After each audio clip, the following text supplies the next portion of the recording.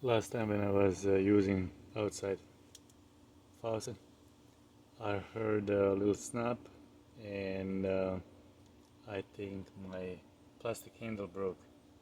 So I'm gonna check it and see do I need replaced. In order to take it off, there is a little screw in the middle of the handle. You take that out completely and pull it out with the plastic thing, and I can check at the same time condition of inside, and it looks good. So I need to just replace this if it's broken, and looks like it is. I tried previously to put some glue on it, but it didn't work and it is not functioning properly, so I'm gonna replace it. I found replacement at Lowe's for a little over $7. It's original piece and it comes with a screw, so that is not a big deal.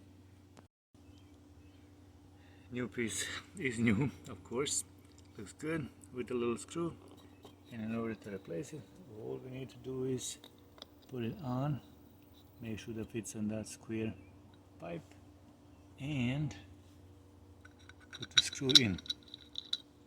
But I am going to use that little plate with from old one.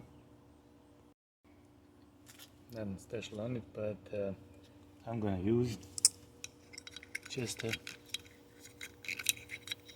keep it closed and then maybe more protected.